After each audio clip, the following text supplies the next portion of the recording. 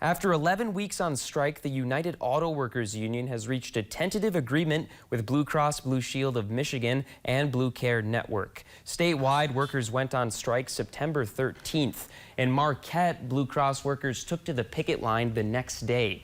The primary issue, members wanted an end to the multi-tiered pay structure.